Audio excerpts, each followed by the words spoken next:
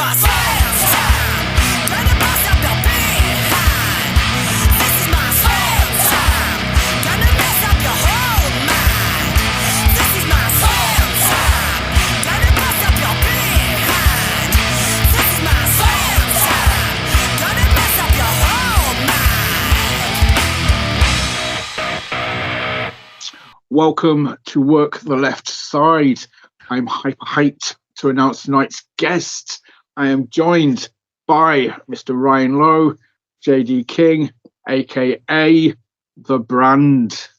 Gentlemen, how are we doing? Yeah, good man. Well, good man, all good. Thanks for having us. How are you doing? Oh, mate, I'm 5x5. As always, in the words of Lou Nixon, too blessed to be stressed. So, yeah, man. Glad to have you guys on because, you know, you've been on the radar for a little while. I don't know if it got back to you, but we did a 200th episode a couple of months ago where we had Ash, who does the Instagram account. We had Fast Count peeps on, and we had Nikki, and we had Wrestling Jeebs. I asked people for their top 5 tag teams, and yeah, you was on Jeebus's top 5, or you know, people to look out for in 2025. So you know, you're making impressions, and if a guy like Jeebs, you know, shouts you out, guys, you're doing something right.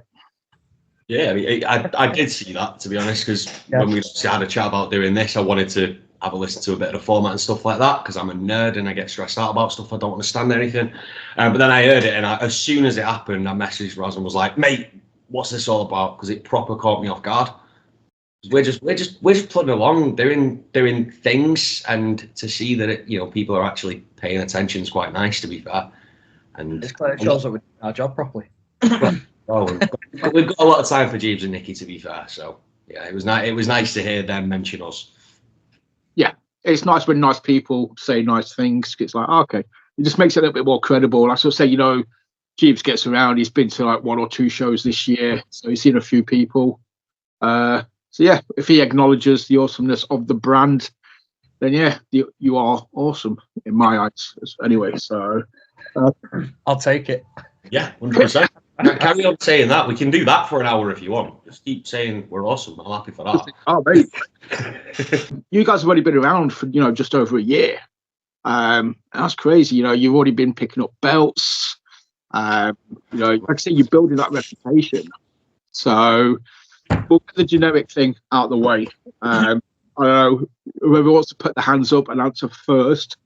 What made you get into, you know, wrestling? Was it a childhood thing? Have you always been a fan?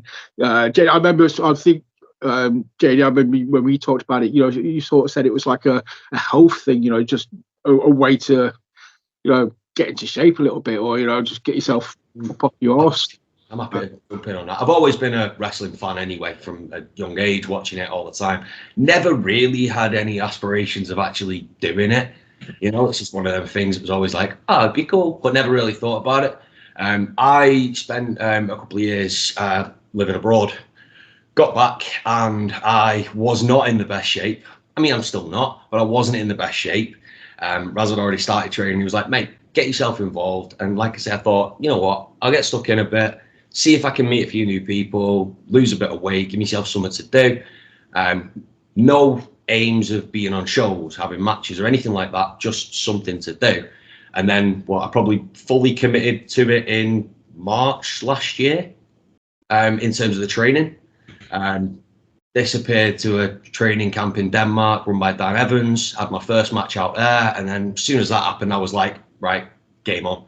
This is it. You don't quite get a buzz like it. And I'm just going to keep doing it now because I love it, really. So, yeah, that's in a nutshell. That's pretty much how I got to here. Nice. So obviously, then you set the path. You were the first one through the door. Yeah, so I actually started back in 2016.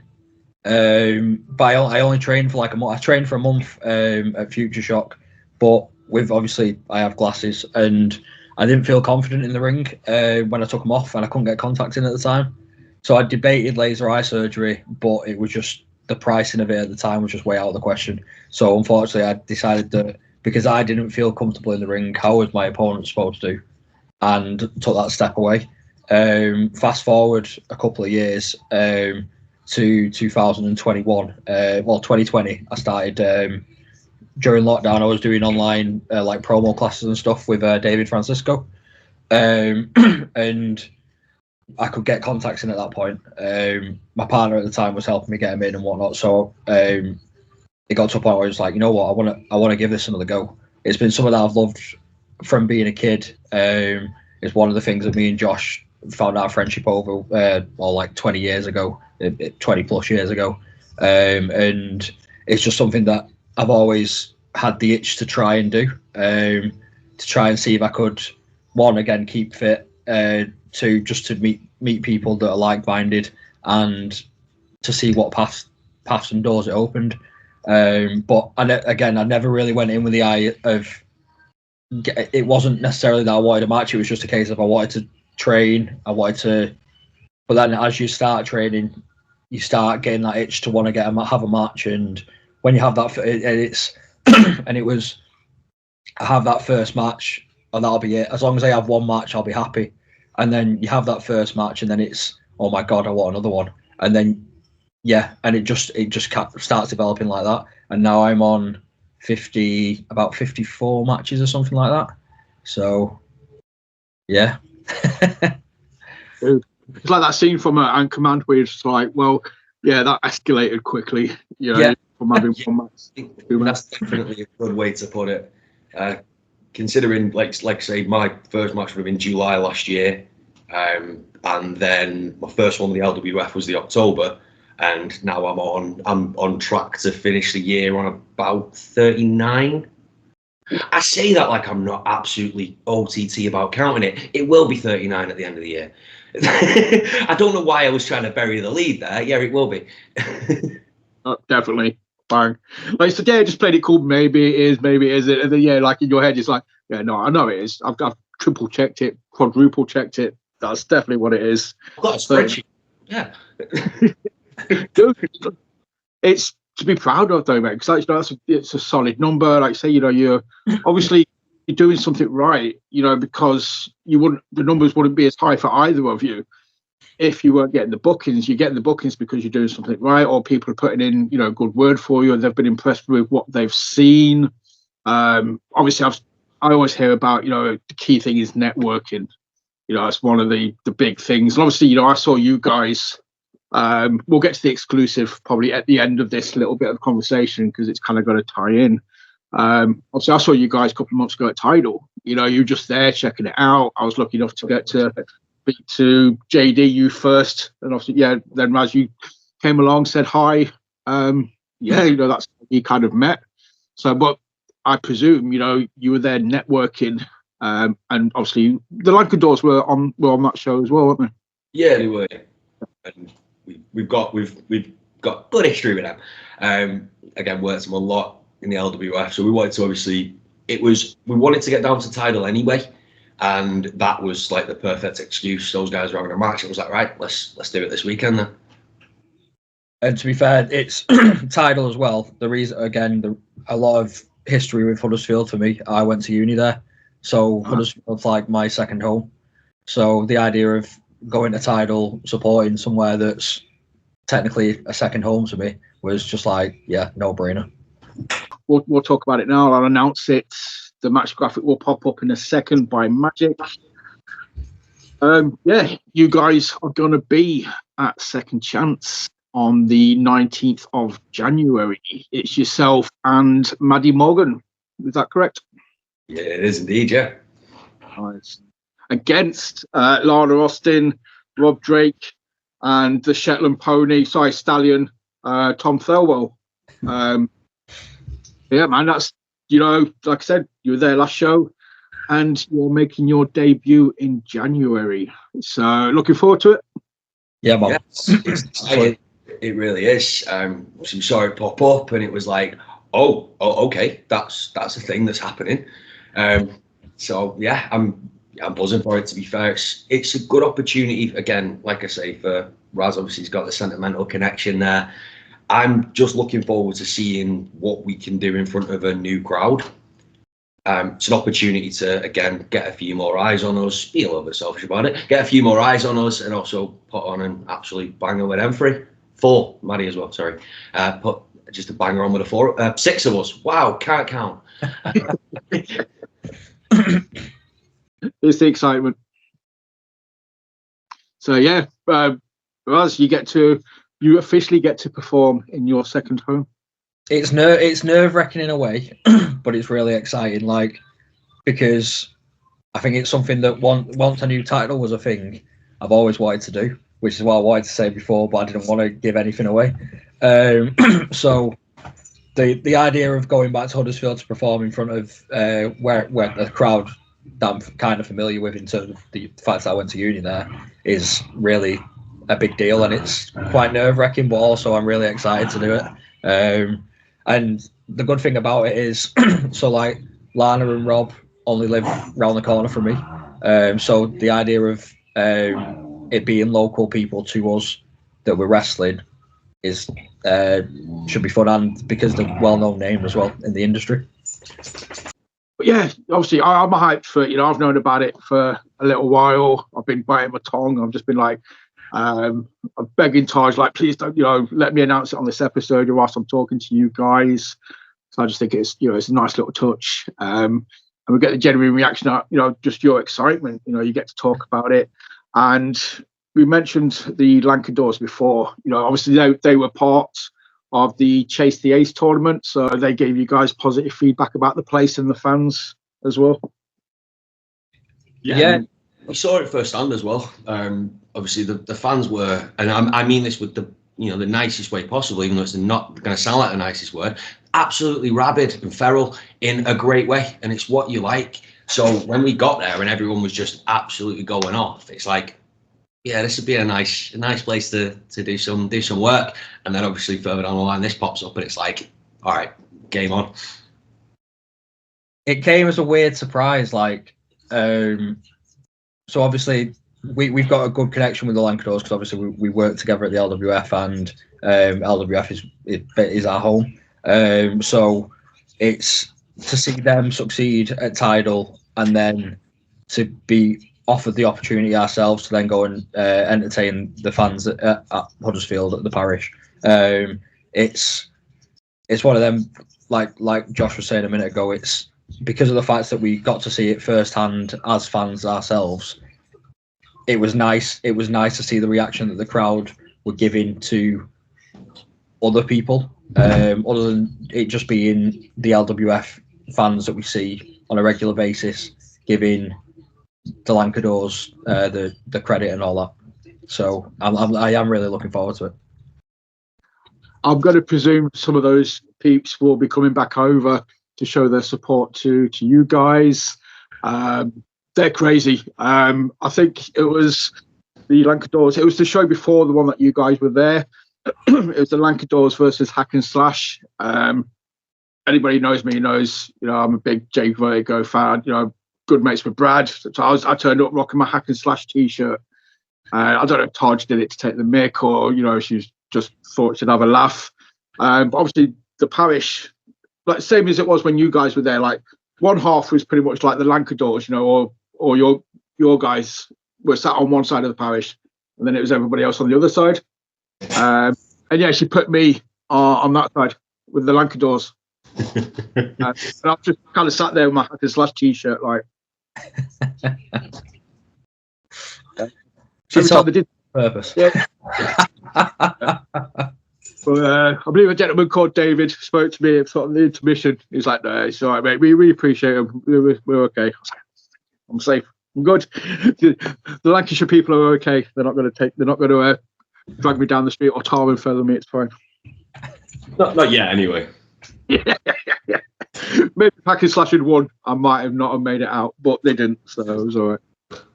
I got the sympathy vote. But yeah, I presume. Sorry, mate. I started that with a question and I just went off on one. I presume you're going to be bringing some hometown support with you. Yeah. I think so. Yeah, I think we're now we're able to officially talk about it. It makes it easier to start, gathering the masses. And start announcing. To be fair, we have I've already spoken to a few people about it and just mentioned that we may be appearing at Tidal and that the tickets are available now. So we are just trying to get numbers together at this moment in time to try and get our following with us. Yeah. Nice. Well, obviously, after it's been announced on here, it will be announced on all the socials tomorrow. So yeah, everybody will know then, and you can get them told. You can be like, entice them down. I know some of the previous peeps that came over were highly impressed with the food at the parish. So entice them in with some good food and some wrestling, and jobs are good. One. Oh hell yeah! That I had the steak and I can't remember what it's called, the steak and cheesy chip thing that they do, and oh my god, it was incredible. I thought it was phenomenal. We'll take it back to your home turf. We'll talk about, obviously, like we said before, you're still so early in the journey. Since you started doing matches and everything like that, you guys have picked up, tag titles already. You said the LWF is your home turf, and you're pretty much ruling that turf as tag team champions. Yeah. We were both looking at each other then without realising who was going to say something first. But yeah, it's nice in the spot that we're in. And like we say, the reason we say it's home is they're the guys who took a chance on us, really. Like back when we had that first tag match, they took that punt on us and went, all right, go out and see what you can do. So that's why it's home for us, and also the fact that we can rock about with ease makes it all worth it, doesn't it? I'm actually just realising now that's why I can't hold it, because the light's shining off it. So yeah, I think we're in a good spot at the moment. We're getting to put on some what we think are decent tag matches anyway. Again, we got the spot in the ladder match at the end of September, LWS first ever ladder match that happened, and that's the one that we won. And we both came away relatively unscathed. So yeah, I think that was kind of surprising. Not like we can say for the Lancadores, but crashing and burning through tables. But it was totally worth it for us to pick up these. Yeah. I think it was our inevitable tweener turn. People had already started getting behind us anyway, but we're supposed to. Well, we started off as heels at LWF, and slowly but surely, we've not changed anything, and we're doing exactly the same that we were doing whilst we were getting booed. But people have just started to slowly stand with the brand. So it's we've slowly started to become tweeners instead of heels.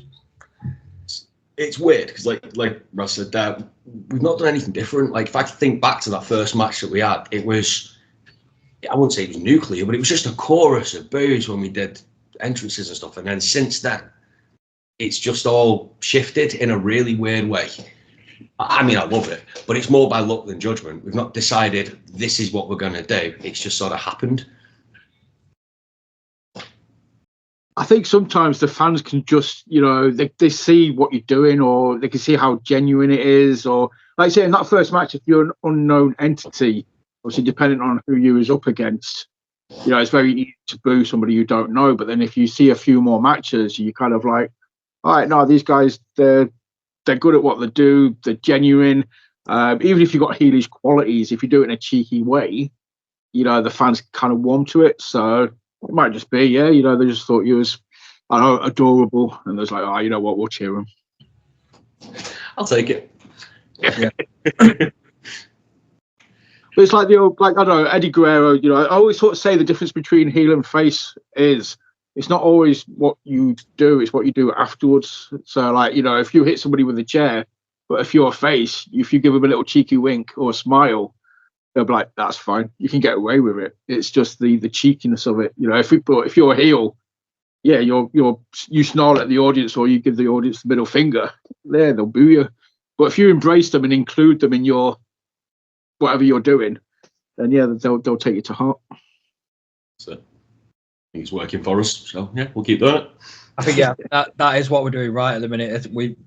we listened. We kind of listened to what the audience liked. I was randomly saying this is what we do, and it wasn't even a thing that was supposed to take off. It was just something that was easy when it wasn't something I had to think about, and the fans have just run with it. And now it's just a thing that we include the fans in when we're at shows, and yeah, it's working for us, so we'll keep doing it. Never underestimate the power of a catchphrase when it comes to wrestling. Wrestling fans love, a freaking guy like Ryback can get over because he had a catchphrase. The fans just want to feel included. They want to participate. They want to join in. And just you look at the what, kind of thing. The most simple ones are the best ones. They're just fun, cheeky. And that, like I said, you've got a T-shirt right there. You put that on a T-shirt, Bosh. Oh, we already have. Oh yeah, we There did. you go. Oh. That's it. Send me the link if it's on. If you've got any left or you've got them any selling anywhere, I'll put it in the episode descriptions. If you want, we have an online link. We only sell them at shows itself. What we've tended to do so far is order them in bulk and then shift them when we're at shows where people are live to see us. But yeah, we can make sure we've got some on hand if need be. well, I will get some on hand ready for Tidal because I think you might ship a few. We've got some. Here you go. Here's another little exclusive. We've got some a new design in the works at the moment, so we'll see when we're ready for that. When we're ready to drop it, and if it's in time for Tidal, then all works out quite nicely, doesn't it? Ooh, yes. So rewind a little bit. The brand, that's.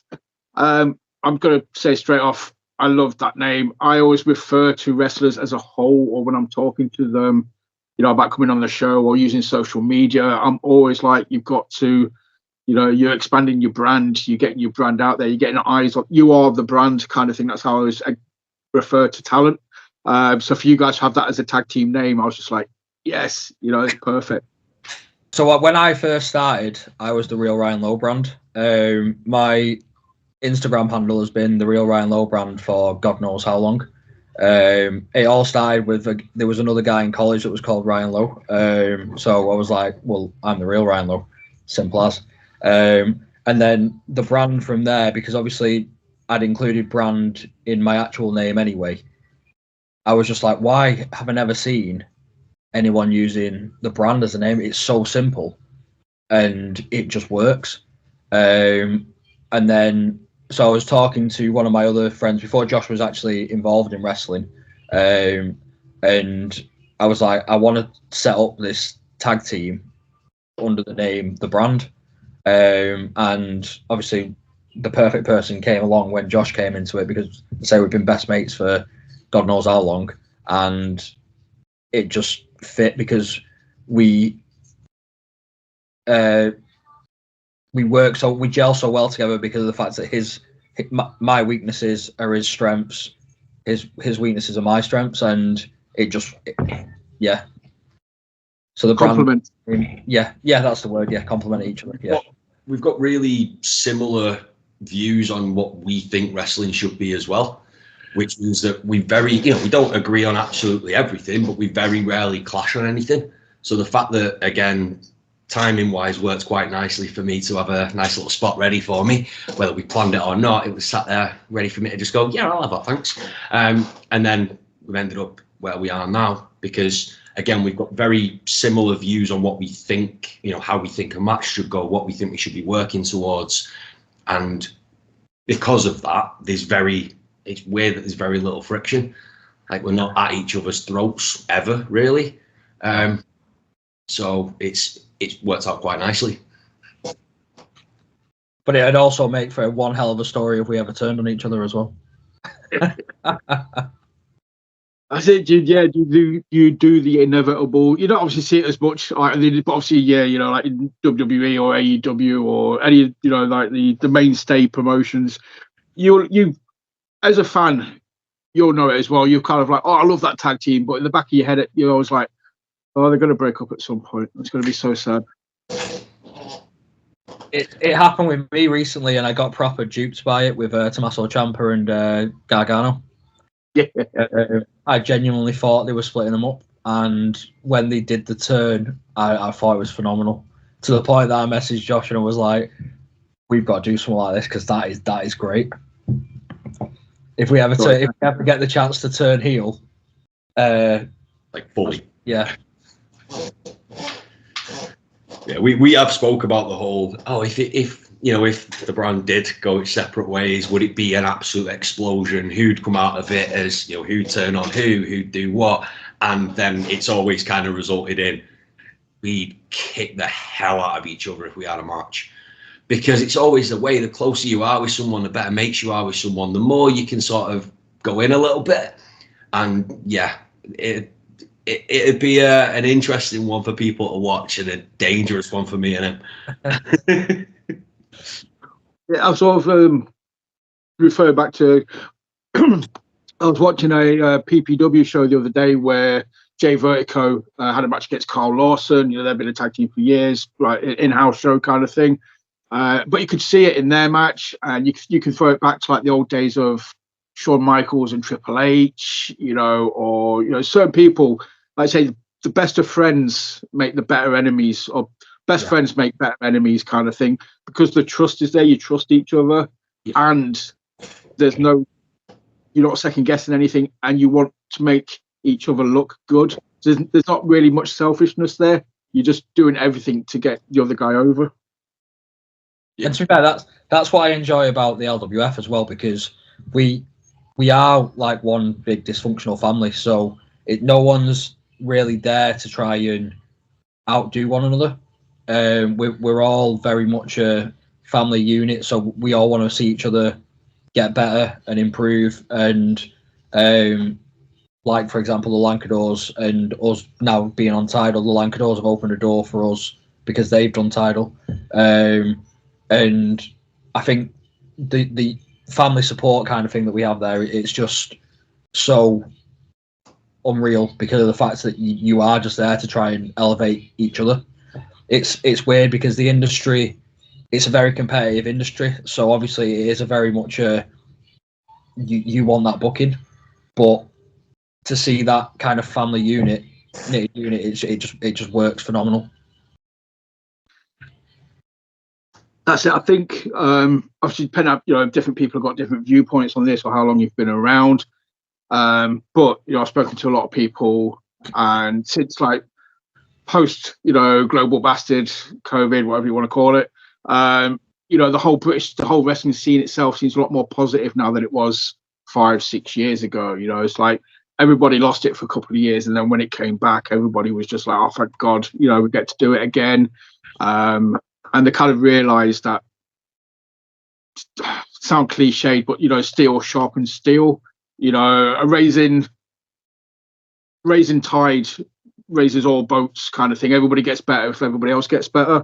So why not support each other? Why not elevate each other? Yeah. I think, like we said there, it's what everyone looks to do, because at the end of the day, as you've said there, you're only as strong as your weakest link.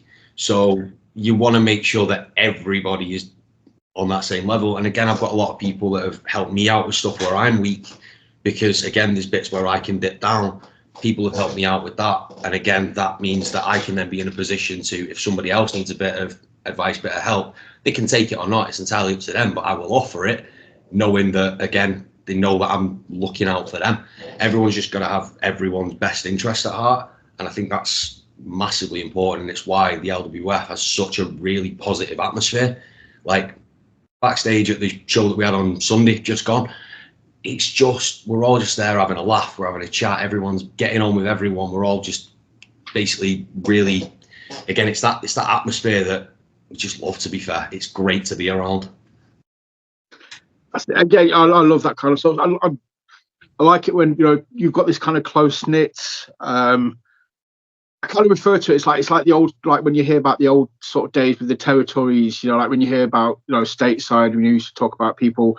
I know obviously it's kind of not that big, wide, but I do still think of like Yorkshire, Lancashire, the northwest and the northeast as territories, and you get these teams that kind of cross over every now and again. But within that territory, you know, you all know each other. Like I said, you're a close-knit family. There's a group of promotions where you just feel comfortable and you feel it kind of just recharges your soul, you know, being there. Yeah, that's it. It really does. Like when we've got a really, you know, we've had the really long days where you're on setup, when you're there from the crack of dawn, setting everything up, you're all the way there till the end of the show. And to be fair, sometimes you're just flagging, and it really kicks you in the arse. And then all it takes is just someone making a little daft comment somewhere, and it's like, nah, fair enough. That's why I'm here. I remember now. Where, you know, when you get a bit of thing in your head, you're like, oh God, I just want to go home now. And then it's like, oh no, that's why I'm still around. That's fair. That's what basically keeps me going through it, to be fair. Because there are days where, you know, you're just feeling it a bit, aren't you? You know, and then you sort of just, you know, it's not even just the people in the back, it's like the regular fans that are there as well. You see them and they'll say something and it'll be like, yeah, all right, fair enough. This ridiculously long day is definitely worth it. It's when you're seeing all the fans when you go out as well, you know that you're doing a good job for them, and the way that they react to you, be it when you're actually coming out as a wrestler or after the show when you see them, when the guys that hang around, and you're just having that exchange. It proper lifts your spirits and makes your adrenaline go even more. So you may have dipped from after your match, where you've started to come down a bit and mellow out, and then all of a sudden you'll get talking to the fans after the show, and you'll just elevate all over again. And it's just a way. There's nothing that I can't even explain any other kind of sport or anything that's like it, because everyone, it's like with, just for example, football, you've got your own teams and you hate every other team. Doesn't matter whether, like, if you're United or a City fan, you never want to see City succeed. Whereas in wrestling, it doesn't matter who you like, who you don't like, all the fans will come together and support each other no matter what. I suppose it's, in a way, it's kind of like rugby, what I've been told about rugby. Rugby fans are they'll sit with each other in stadiums and stuff like that. They're up for a laugh, and it doesn't matter who you support. You're there to enjoy what's going on in front of you at the end of the day. So the three letters of the promotion aren't the important bit. It does a good match is a good match regardless of whether it's on your TV, whether it's in your local youth centre. A good match is a good match, and you get that good feel from it. That's what got me into wrestling from day dot when I was a kid, and it's like that was brilliant. It was like during it would have been sort of during the Monday Night Wars. That's when I really got into it. But again, I was on both sides of that fence because, you know, and this is probably going to get me a few little like weird comments. His unpopular opinion. Goldberg was my guy. I just had all the time in the world for him because he was an absolute monster, and I really enjoyed watching him. But then I'd go to the other side and I'd look at tag team wrestling at the Hardys, Edge and Christian Dudley's, that sort of stuff. So it didn't matter what TV channel it was on, what show it was on. I just wanted to enjoy it. And I think that's still how I'm still looking at it now. Goldberg, I don't think you'll get much flack for Goldberg. Anybody who says, you know, they didn't, maybe, you know, Goldberg 5 years ago or 6 years ago when he beat The Fiend, yeah, I ain't backing that guy. But, you know, Goldberg from circa late 90s, dude was a monster, Peak man. Street Goldberg. Yeah, that's what I'm... Bret Hart might have something to say about it, but... Yeah. You know what? I'm going to be honest. I don't know whether I'm on Bret Hart's radar, so I think I'm all right. If Bret Hart is watching this and he wants to leave a comment saying, "Nah, Bill's a cunt, knock yourself out," I'll retire. I've peaked. This will be the last episode. That's it. I mean, to be fair, I wouldn't necessarily say he's a cunt, but at the same time, I'd agree with Bret. I don't like Goldberg. Oh, but I don't like Bret Hart either. I'm a Shawn Michaels fan, so I think that's going to get you more flat than Mike Goldberg. I'm all right with it. Cancelled. We said this might be the one that cancels us. But no, to be fair, I reacted like that. I've always been a Bret guy, but there is no wrong answer. You know, it's again, you know, Shawn in the ring he was untouchable. He was just a bit of a melt, you know, backstage before he found God. So, but then again, Brett, is so egotistical. Nobody loves Brett more than Brett. So nobody's perfect. The brand are quite close up. It gets. I think that's the thing. Right, tell me about. Obviously, you came up with a name. I'm looking through your socials, and you dudes look dapper, man. You've got your suited and booted. You're looking very suave.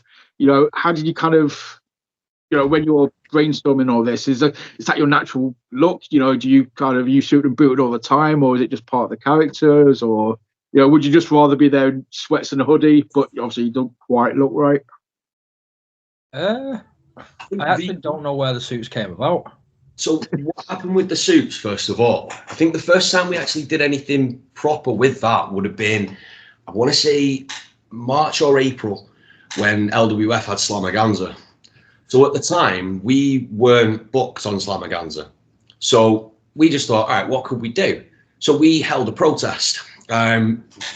So we had protest in inverted commas. We set up a stand outside the venue, the brand stand, obviously. We lined it with all our merch that we'd released, and we basically just stood there taking pictures with fans and shilling our merch. And we did it suited up. We picked the perfect day for it because it was boiling. I'm pretty sure I sunburnt my head. But yeah, we picked the perfect day for it like that. And then from there, we sort of went down the route of getting some promo pictures taken, and then we just sort of went, it's a good look to have sometimes, but not all the time. And when it comes to sort of how we sort of stand in the promo videos that we do quite a lot of, we literally will just send a message before we go and do them saying what we're thinking this time. And occasionally it's, we'll suit up. Occasionally it's, we'll just stick these new jackets on, stick merch on, whatever it is, and we'll just go from there. We, at first, when we first started, I went down the route of we went down the route of wearing ring gear, didn't we? Yeah. We were like, well, why are we actually doing this? Because in the ring, we're not wrestling right now. Why would we be in ring gear when we're clearly not at a show putting a promo? We're talking about a show that's coming up, so why put our tights on for someone that's not necessarily... We don't even see our tights in most of our promo pants. So, it's waist up in it. Yeah. What we ready for a match that we're in 4 days? I'll be wearing orange pants whilst we're cutting promos. We'll just have a t-shirt on or a shirt on or whatever what we need to at the top to make it look the part. But yeah, the suit. I think for what we did at Slamaganza, it was perfect. Stuff changed and we ended up being booked on the show, but we had to keep it very hush hush.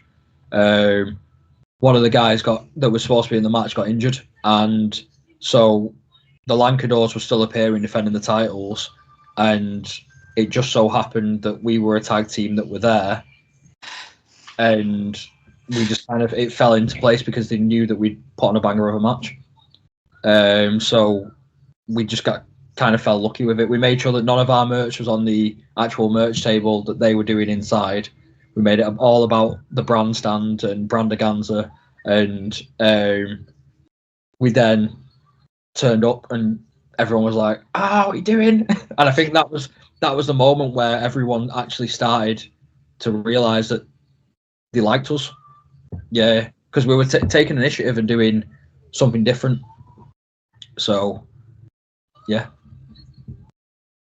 Again, I say don't underestimate, just involving the fans. Like I said, having the brand stand there, even if it's like from a selfish point of view, if you want to sell some merchandise, the fact that you're interacting with the fans, you're doing this, you're kind of among the fans, it makes you the people's champion, it makes you one of them. And yeah, we love when wrestlers make us feel like one of them, and we'll always cheer you if you show appreciation for the fans. Even if it's just to sell some extra merch, we don't care. So I don't think it didn't really start as a merch idea, did it? It was the merch just kind of came as a last minute thing originally, because we'd said we wanted to do it when we were going to do a protest. We'd okayed it with obviously the guys in charge, and then we was like, well, what do we do? So we had a few ideas. We were spitballing ideas between each other, and was like, hold on, why don't we just get merch? Because people have been asking for us to get merch anyway.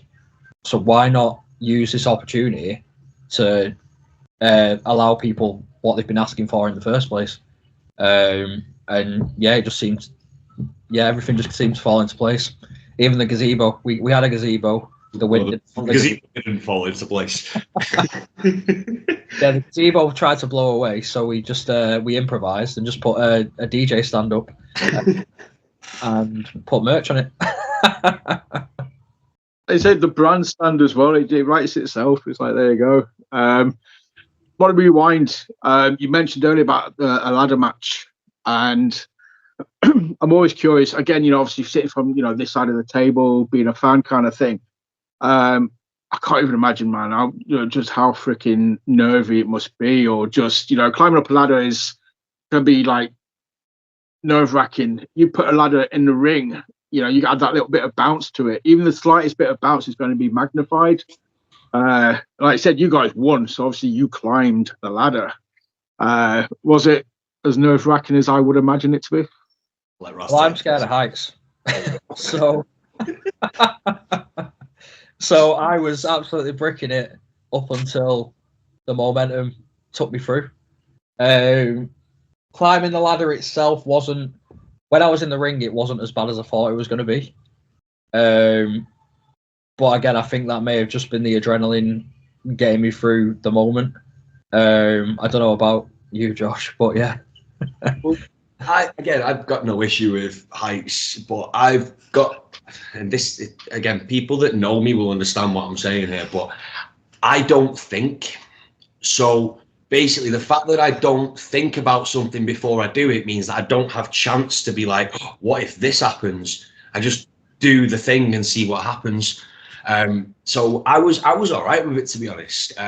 I've ended up getting sort of a few little niggling injuries through really simple stuff, but the stuff that should have hurt me has been absolutely fine.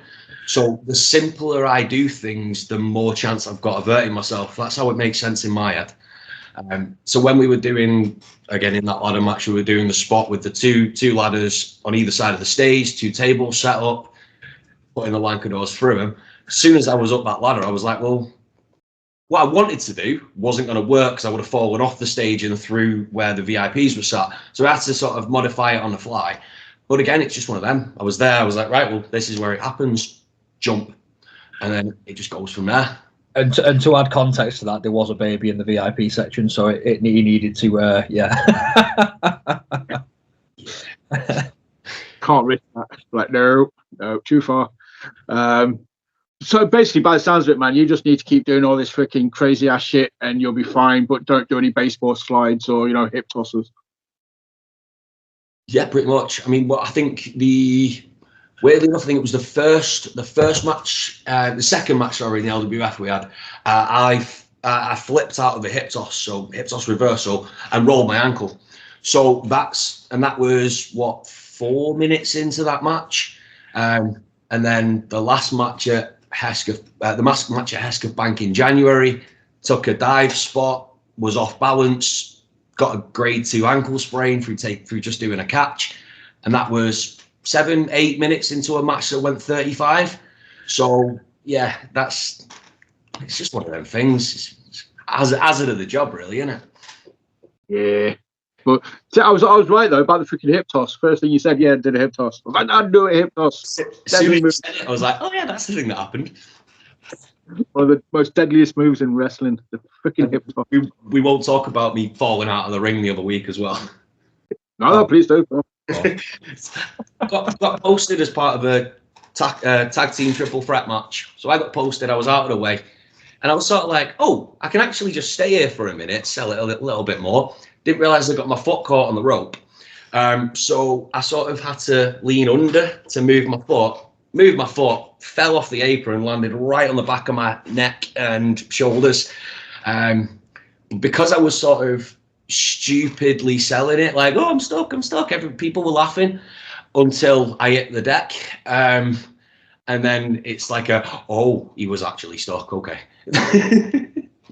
I had no idea this was going on because I was being suplexed off the top rope. So. So you mentioned earlier about, obviously, you know, like you say, when you first got into wrestling, you know, we mentioned, like, you know, you're flicking over the channel, and the fact that you mentioned, you know, the Hardys, Edge and Christian and Dudleys. We've just been talking about a ladder match. Obviously, when you find out you're doing a ladder match, are you guys just like, oh, you know, fucking childhood memories, you know, we get to be the Hardy Boys, or are you just like, oh crap, right, okay, right, let's be sensible, let's be realistic about what we can do? Or was it just like, no, we're doing everything we've seen in TLC matches any time? Let me look on me. The first spot that I wanted to do was the Jeff Hardy spot, as in no, as in Swanton off the top of the ladder. We realised, I was adamant that this was happening up until the day when we realised that the tables that we had would not be able to support someone lying on them because we were using pace tables, because obviously they were cheaper to use, and I was just like, well, that's that idea out the window. Yeah, I was gutted about that, but yeah, it is what it is. Shocking. I just, again, I can't even imagine, you know, like you said, because the facts that you mentioned, you know, those three teams, obviously, you know, they planted seeds from a young age, and then you kind of get presented with this match. Yeah, it must be very hard to kind of stay as grounded as you could do in a, you know, in a ladder match kind of thing. But obviously, the other teams involved, I'm guessing, would have been like, no, we're not doing all that crazy shit. Let's just keep it. Not quite. We had the Lancadores, we had Clash and Moonbear, and we had Justin Case and Chad Austin. So that's a combination of people that, to be fair, we are very lucky. We all walked away relatively unscathed because we're all, there's no sane voice in that group of 8 people. It's a case of, oh, I'm thinking about doing this. And rather than, oh, that's ridiculous, it's, oh, but what about if you did it from this point instead and did it like this? So then, yeah, it was hard to sort of keep everyone grounded, like you say.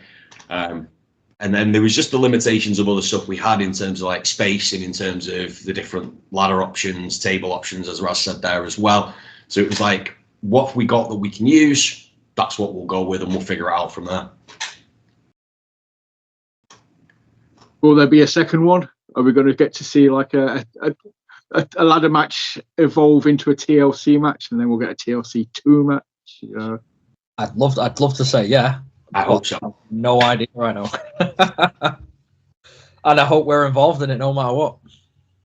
Yeah, throw any sort of stipulation, we're going to go, yeah, I'm in. But you've got the belts. You've got to be involved. Just don't lose the belts. And then whenever they announce it, you know, you guys are automatically involved. That's true. That is a very good point. I mean, they're staying with us forever anyway. Forever. Like these are our names. They even have our names on it. Right, we're gonna get it close enough to show. There you go. Nice. And a little logo as well. Obviously, We don't do playoffs.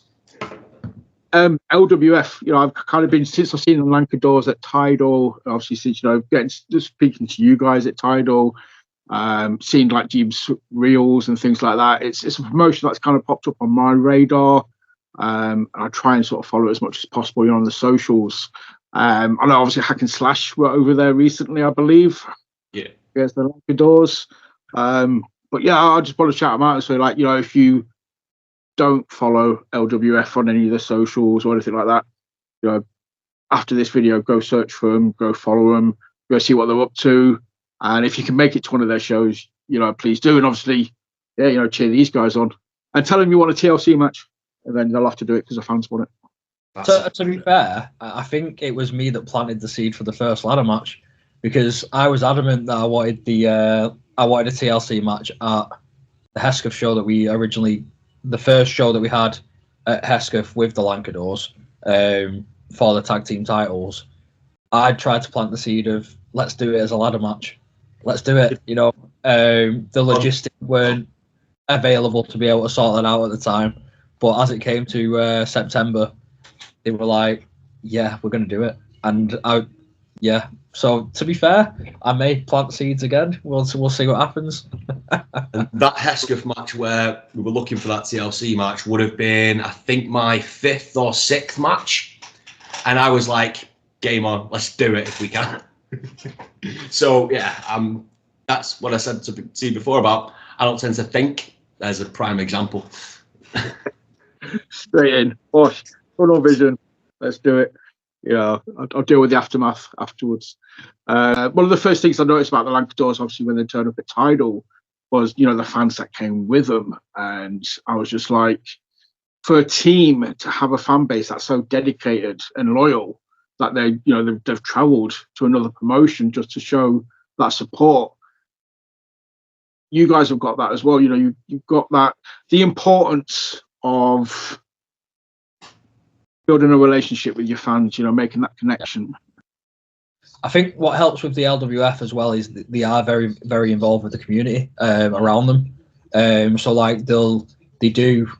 So the Lancadores do a lot of the training for in the school itself, but they also all go out to we do a show at an Inspire Youth Zone, and they do a lot of work with the kids there, helping build their confidence and showing them basic wrestling moves and whatnot. So it's the relationships that we've built within the LWF and the LWF have built within the community are just growing. And as you say, it shows when the fans are wanting to come and support you at other promotions, and hopefully the amount of fans that we'll hopefully bring to Tidal with us on for our debut there. But they've done it at like Kingdom of Wrestling, they've done it at TWA, they've been to a few promotions where we've been there, the Lancadores have been there, and they followed the LWF guys around. So it's just such a close-knit family, and it's great.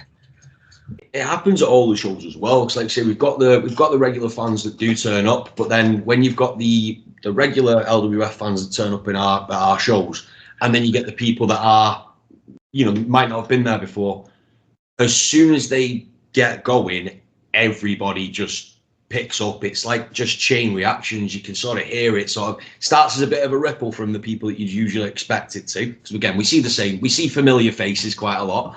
And then it just sort of spirals, and sometimes it just goes just insane levels, and it's brilliant to be part of. It's like I say, I think, credit to you guys, credit to LWF, and again, I love hearing about promotions working within the community, Yeah, it adds an extra human element to it as well, because it's all well and good someone turning up at a show and going, oh, that person wrestles, great. If you then know that person on a level where you can say hiya and have a quick chat with them, it adds an extra layer to it as well. And I think that's something that we've tried to do, which is not sort of overdo it with a sort of specific gimmick for ourselves. We've just kind of done what comes natural. And I think because it shows that little bit of a human side, I think that's one of the reasons why we get that. And it's the same with the Lancadores. They are genuinely just mental. It's not an act. They are genuinely insane. I love them, but they're genuinely insane. And it just helps people buy into it. It's just turning yourself up to 10, 11, should I say, rather than trying to fit a persona that's not you. By being yourself and just amping yourself up a little bit, it connects, and it shows all over the world. The one that I link back to all the time is when LA Knight came in, and he was doing maximum male models, and he wasn't interested in that whatsoever. As soon as LA Knight hit again, everyone bought into it, everyone loved it, and look at him now. And I think that's that kind of connection with the fans, and having you just be you, just build on what you already are. So like I like zebra print anyway, because I love LMFAO. So the idea of just building on stuff that I'd wear anyway, and then amping my I don't know why I'm doing this, amping myself up to 11. It just kind of it made it work so much easier, and it made me not have to think about certain aspects that people who wouldn't necessarily be going down that route would have to think about, because you're so comfortable within yourself that you then can concentrate on everything else. It just comes more natural. Like, yeah, it's more of a natural. You're not having to second guess what this person would do or what I would do. I'm like, oh crap, am I in character or am I just being me? Yeah, it's more of a natural flow. Yeah. But what I was trying to say is, yeah, when a wrestling promotion is doing really good stuff in the community, it just spreads that positivity. It just makes the community feel like they're involved. It makes the wrestling promotion feel special. It just shines a really good light on wrestling as a whole. So even people who aren't into wrestling would be like, you know what, let's go give it. It sounds like a lovely thing. You know, it sounds like something that I can take my family to. And it just sounds like a good night out. So yeah, that's why everybody should do it. Definitely. But the Eli Drake thing, I fully agree with. Again, I don't know people's histories. Eli Drake, sorry, LA Knight. So I call him in. I just know him as Eli Drake. So that's when I first met him. He's always be Eli Drake for me. Too right. The dummy button. Yes. I'll let you mention that, Josh. I'll let you mention that. I actually got him until you mentioned that. But when would this have been? About 7, 8 years ago now, when he was in Impact. It was around 2011, wasn't it? No, 2014 time. Yeah. 10 years. But yeah, all it was, I sent a little tweet at the time saying that it needed to be an app, the dummy button. So he's replied to it and gone, it's in the works. And then sort of however long afterwards, there you go, it pops up on the App Store. It's not a thing anymore. Well disappointed. But yeah, it's just that little random thing that when you just randomly send a tweet and you think, there you go, that's in the world now. And then it's like, oh, hang about, what's going on here? That's awesome. But yeah, Eli Drake for me was just like, yeah, like I said, it was awesome. Then obviously he went to NWA. And then, yeah, turned up in NXT as LA Knight. It's the importance of the three. Yeah, but it's still technically there on my phone. It just won't let me download it. I never use it, but I can't get rid of it. But again, it's the simplest of things that get over. It's crazy, the world of wrestling, it doesn't need to be complicated. It doesn't need to be, this freaking multi-layered onion. It can just be like A to B, bosh, something as simple as that, or something as simple as a catchphrase. It's what gets you over. It's mental. To be fair, it's like, and I saw your tweet on it a couple of days ago about Ian Skinner's music.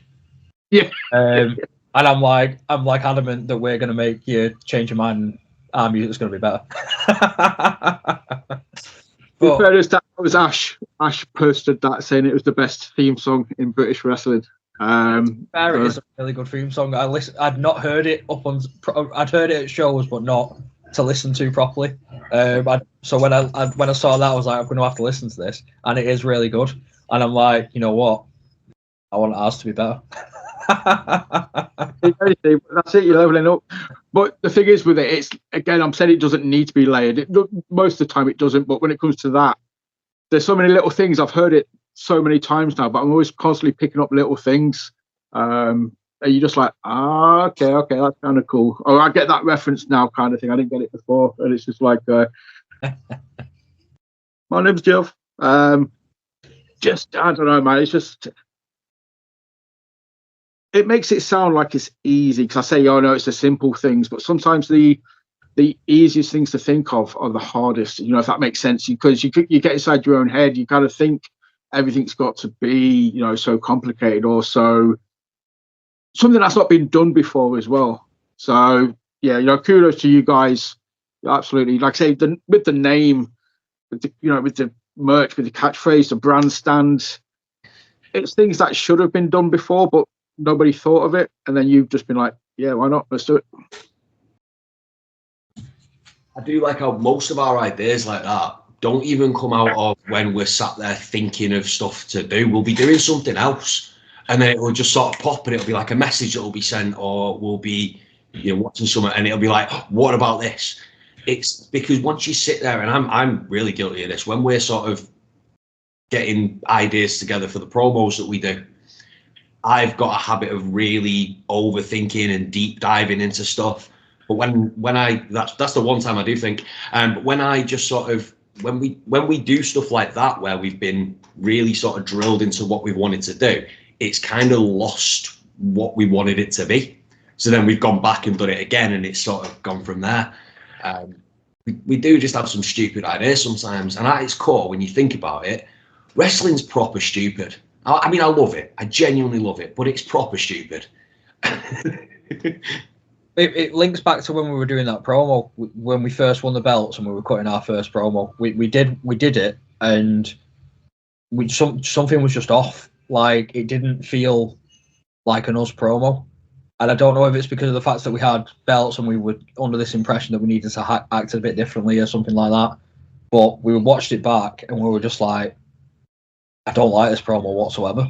And I don't even know how many takes we did of that promo. But once we decided, you know what, we need to just... I think we ended up... Was that the spinny promo that we ended up doing? The spinny promo, yeah. We just was like, you know what, we're just going to completely sidestep what we've even said. We've boshed what we've done.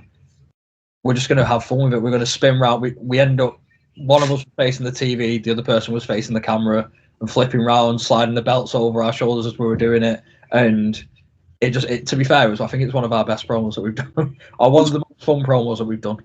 It's one of my favourite ones, and it was one of the most fun that we've... I mean, to be honest, the amount of footage that I think we'll still have of just as we start, where Raz does that first spin and I'm facing the other way and just break and just burst out laughing.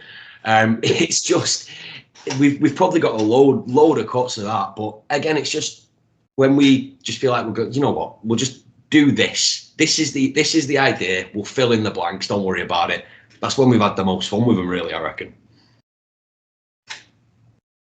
I say that's again, you know, what you do in the ring is obviously really important, but it's the stuff outside of the ring as well that can't be undersold. You know, like I said, the fun promos, the interactions, just being genuine. And again, I can't understand how the importance of, for me personally, if I know somebody's having fun, but I don't care whether it's in wrestling, if I'm watching a film or a TV series and it looks like everybody just enjoyed doing it and they had fun making it, I have a hell of a lot more fun watching it. Yeah, I think it's something that, I mean, me and Raz spoke about this a long time, because of when it comes to promos, it's when we said before about the fact that Raz has got strengths and where it makes up for where I think I'm a bit weaker. That's the promos. I'm always so super, like, really critical of it in terms of delivery. But when we go back and look at the daft ones that we did, like we did a parody Lancadores one a while ago. We did the spinny one. We did another one a few weeks ago which had a little Lord of the Rings reference in there. Actually, two of them that had Lord of the Rings references in there. Those ones are the ones where I'm like, do you know what? I don't even care about the words that are being said. Everything else just feels better. And that's just the way that I'm, to put it bluntly, trying to sort of hide my slightly less strong, weaker promo skills behind daft stuff. And that's pretty much how we're sort of doing it, while Raz is picking up the slack because he's better at it than me. It's only come from actually doing them, though. There's one thing that, if just for example, if someone's watching this that is debating getting into wrestling, I was never a strong point. I mean, when Josh was in Greece, I'd send him promos I was doing over Zoom with David Francisco, and they weren't good. Some of them were just terrible, and I was putting on some weird American accent because I was used to watching WWE, and it was, when you watch TV programs, it's just the way people talk, and to be fair, I don't know where the switch changed, where it flips, and I just kind of got it. But I do take credit that promos are probably one of my strong points. I think I used to DJ as well, so obviously when I was doing like DJing karaoke and stuff like that, I had to talk to people. So I was always on a mic.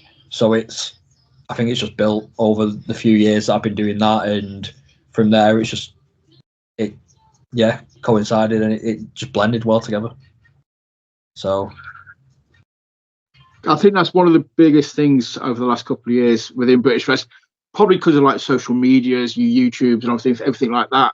5, 6 years ago, 7 years ago, promos weren't really a big thing. It wasn't a massive part of what you had to learn or what you had to do. You just turned up, you had an awesome match, you went, that was enough.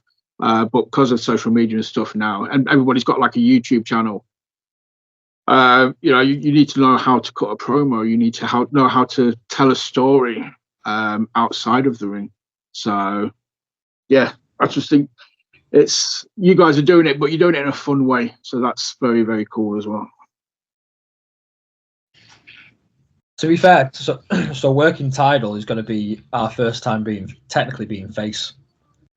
It's going to be interesting to see if that dynamic works, because we've said realistically we don't need to change anything, just little tweaks where if we're playing heel, for example, we'd maybe give a dirty look to the fans or snarl, like you said, snarl at them. We just tweak that a little bit to try and get them on our side a bit more. But that should be an interesting dynamic for us because it's something new. So we're looking forward to it. It's going to be, like you say, mate, it's the simple stuff. It's the fun stuff. Again, to throw back, you're talking, for me, like Edge and Christian, as much as everybody loved the Dudleys, everybody loved the Hardys, Edge and Christian were always my team. I don't care whether it was the Kazoos, the 5-second posers, Christian's dumbass sunglasses. It was fun, and that's what I enjoyed about wrestling. See, I love Christian Cage. I think Christian Cage is the underrated of the two. To me, Christian Cage, the whole stuff he's doing in AEW now, the stuff he was doing in TNA, it's just phenomenal. The fact that he can get over talking about someone's dead dad is just insane. It shouldn't work, but it works so well. And yeah, the turtlenecks and everything, he's just yeah.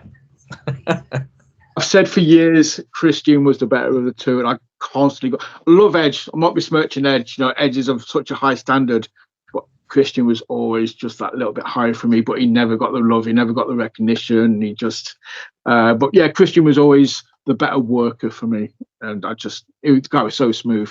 So I'm glad somebody else appreciates. I'm on the unpopular opinion that Matt Hardy's better than Jeff Hardy as well. He's better. Yeah. So a lot of people loved. I mean, I love Jeff. I love Edge, but for me, Matt Hardy, especially when he became broken Matt Hardy in TNA, when he did that, it's Big Money Matt as well, wasn't it? Big Money Matt, that was a brilliant one. But yeah, he was always the better worker. Jeff just had the bigger spots. That was fantastic. Yeah. I was a big fan of version 1, Matt Hardy version 1. When he was cutting down to the cruiserweight. Yeah, little MFer, little Shannon Moore. Shannon Moore, yeah, Ink or from TNA. Shannon Moore, that's it. Or from 3 Count even. His little MFer. Absolutely awesome.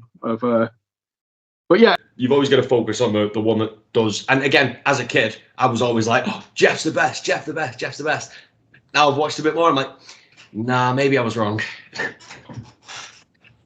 Again, obviously, what you're looking. You'll be able to analyze it in a totally different way to me, kind of thing. I can kind of analyze it on the fact that I've watched it for like 20 years, but I've never done it. So you guys, you'll pick up on stuff like Christian, which is again, I hear about it. He's a worker's worker. That seems to be a phrase, about certain wrestlers, and people that work with them are just like, nah, he's a wrestler's wrestler.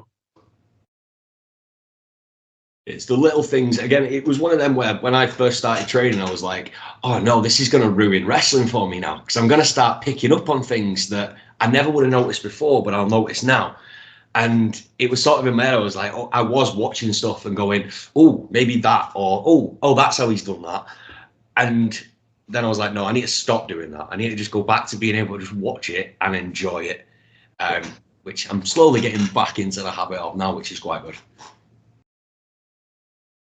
It's I think the key phrase that I constantly hear, because that's one of the questions I'll I'll ask you, are you still able to watch it as a fan, or are you just constantly, in homework mode kind of thing? But the general reply is, when you've seen a good match, because it makes you a fan again. You've put down the notebook, in your head or on the table, and you've just watched it, and you're smiling, from ear to ear, and you're not making any notes. You're just a fan again. That's how you've seen a really good match now. I think for me, some shows can seem a slog. Like, I'm not gonna, like, the Raw, SmackDown, even AEW sometimes. Because I watch TNA, I watch AEW, I watch WWE. So for me, shows can be a slog, but it's them shows that capture where you're not expecting it, because maybe the week before it was a slog, and you might just be trying to pick stuff up for in our cases, like homework or whatever, as in, could I use that move, or how could I make that move a bit different to make it my own? But then to be able to just sit back and also just enjoy it for what it is, people doing what we do at a show for the fans that are there. They're doing that on a bigger scale, obviously on a bigger stage for everyone. So it's why I fell in love with wrestling in the first place, and I'll never lose that that connection when I'm watching wrestling, because of the fact that it played a big part of my life as a child, even now to this day. And I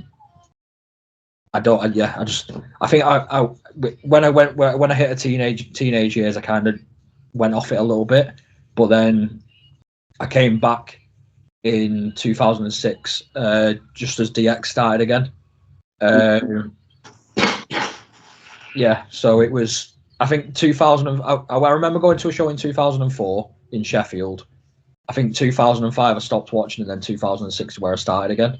And from there, it was just, I've never looked back since. So I think everybody has those teenage years, where they did kind of drop off for 2 or 3 years and then come back again. We found some other stuff to do for a few years, and then we realised that's not the be all and end all, so we go back to wrestling. Yeah. Pretty much. It was AEW that got me back into wrestling, because it was later on for me where I'd sort of lost a bit of the love for it, because WWE was getting a little bit samey for me. Then AEW took off, and I was like, oh, okay, this I'm here for. So I watch AEW all the time. I watch the WWE pay-per-views, whatever they're calling them now. But to be honest, me and Raz will watch them together most of the time. And then sort of like the weekly WWE programming, I won't really watch that much, because working shows almost every weekend, which is pretty much from now until the end of January, as it stands at the minute. And then trying to squeeze in what would equate to about 10, 11, 12 hours of wrestling, watching it a week. It's just a lot. So I sort of just pick and choose what I'm going to watch. No, it's been awesome, and hopefully, we'll do it again down the line. I'd love to sort of speak to you after the title show, just to kind of, see how you found it, how you felt, the atmosphere. It's just, well, hopefully I'll see you there. I'll get to speak to you anyway in person, but I'd love to go like movies as well, haven't we? 80s movies. I remember watching Violet's Anna's podcast that you did, and you were talking about 80s movies. We've not even delved into other stuff. I know. That's the thing. I always sidebar at some point. I'll be talking about something else, and I'll always go down. Yeah, I've not talked. I mean, you guys, if you follow, obviously, follow us on Insta and stuff. I watch films. If I'm not watching wrestling, I'm watching films. Or it's ridiculous. You need to, if you ever find me on Facebook, I'm doing film polls every day. I'm currently doing. I've just finished doing action films, best action film ever, or the best 90s film ever. So, mate, sorry, you just mentioned films. I've just gone off on one already. That's how bad it is. That's what it's about, though, isn't it? It's bringing the human aspect into it as well, because we're there, we do perform, but we are just people as well. We're just like everybody else. It's not like when we're on a show, obviously everyone's loving the fact that these wrestlers are here and it's amazing and stuff, but in the grand scheme, even with WWE guys, they're all just people. They're just It's nice to be able to. We love talking about wrestling, and it's obviously it's a bit different because it's the first podcast we've done with you and this, that, and the other. So, but it's also nice to delve into other subjects as well. So definitely one for next time. Hot do. So right, gentlemen, let people know where they can find you on the socials so they can keep an eye on what is coming up for you guys. So again, put your hands up, whoever wants to go first. Shout out your socials and big up yourselves. Raz, do you know them all? Because I don't. I'm just gonna grab my phone and check everything. So on Facebook, we are the brand wrestling. I'm pretty sure that's right. Let me just double check. We are just. No, I'm not going to say just the brand. We are the brand. So if you search the brand, it's a picture of us with the brand logo in the background with a mesh steel cage. My personal one is the Real Ryan Lowe brand. Hyphen wrestler, and then our Instagram handle is the brand wrestling. The only one that I could find. Wow, I've never felt older when trying to work Instagram. The handle on my Instagram is this is JD King, or one word, and go watch stuff that we put on there because it's a lot of the time me getting my ass kicked. To be fair, a lot of the stuff we do share on the brand page and across every platform from there. So we collab with each other and whatnot. So you'll find what I'm trying to plug more now is the brand page because that's what we're focused on. We're focused on the tag team wrestling and aspects of everything. So the brand is both of us. We both comment on there. We both work that page. So for me, if anyone wants to follow us, follow the brand because that's the one that we use the most. Yeah, no, and as a fan, thank you. I love it when a tag team has a tag team social media account. It's just so much easier than trying to follow both people and keep an eye on what they're both doing. You've got a team page, right? Yeah, as a fan, thank you so much because it just makes our life easier. But obviously, we'll tag you in everything when it gets uploaded. We're talking about Instagram. It'll be my boy Ash that tags you in everything on there. And if you're not following the accounts, please do so. If you see a show near you that you can get to, please go watch, support, buy a ticket, buy some merch, support your local indie scene. British wrestling is awesome. That's why we're all here, why we're talking. But yeah, as always, I will say thank you for watching. Keep your eyes peeled. If you can get to Tidal on the 19th of January, please do so. It's looking like an awesome show. It's a 2-for-1 as well. We've got a women's only show first, and then we've got a second chance afterwards. The matches announced so far. Obviously, we've got these guys with Maddy Morgan against Tom Thurwell, Rob Drake, and Lana Austin. We've got Ian Skinner versus Ronnie Knox has been announced. Vuzic versus it's Ian Skinner versus Aluna, and it is Ronnie Knox, Chris Aries, and Arthur Scuro versus Vuzic in an Iron Will title match. Ace Matthews against somebody who he won't let me announce it. Spike Trevette's been announced as well today, as far as I'm aware. I can't remember who he's wrestling though. Shaw Samuels, East. Shaw Samuels is venturing up north. He's leaving East London. Comes here in Huddersfield. So that will be an awesome match. Anybody who knows British wrestling over the last 10 years knows Shaw. So expect a banger. I hate to say that word, but yeah, expect to see a banger out of that one. And there's still more to come. Yeah, I've still got to announce Ace Matthews' opponent, but he's not letting me. I'm like, I really want to say who it is. HT Drake will be having another open challenge. And I think there's a few more. Phenomenal. What's that, dude? The last one with Dynamite Lee Dawson was absolutely phenomenal. It was amazing. Yes. So good. That much. Absolutely, that was one of my favorite matches of this year. Just the whole wrestling masterclass. I love Drake. You can kind of, or HT. I love HT Drake, not so much Rob, but HT. You can tell the guy has been around. You can tell he is a teacher, is a trainer. He's just so smooth. And yeah, that masterclass was just the fact that they kind of even did sumo at the end. It was like, thank you. Like I was saying before, and again, this is with all credit.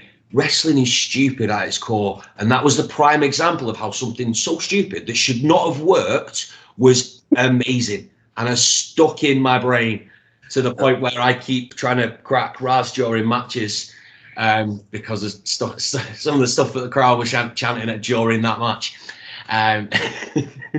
So you know your headlocks. Cheetah McPeters. What style? Cheetah McCheetah. There we go. It was also when he took when the party hat broke and he stomped it. Or did like the Ric Flair moment? Yeah, it's like there we go, bosh. But it's just, if you don't get a chance, I've just done the highlight reel for today, so that'll go up on socials tomorrow. He had a hardcore match against Big F and Joe at the last Tidal show. HT Drake did. Yeah, highlights for that will go up tomorrow. I've just been doing them today, so check that out because that was just another dumbass match. Like I said, it's just stupid. It was just so much fun. So, but guys, I'll get to see you do your thing in person. I'm legitimately so looking forward to January, seeing you guys at Tidal. I hope you enjoy it. But yeah, to everybody else, sorry, I'm going off on one again. Thank you for watching. Hit like, subscribe, share, comment, do all the generic stuff I ask you to do at the end of every episode. And yeah, we are done. I've got one more episode next week. I might be getting joined by DJ King and Bobby Cash to talk about WCW 2000 before the end of the year. And myself and Mr. Radu Bulat might be doing some more deathmatch for dummies as well. It's not set in stone yet, but fingers crossed. But yeah, that's it. This episode is done. I'm going to shut up. So please remember, always work the left side. Goodbye.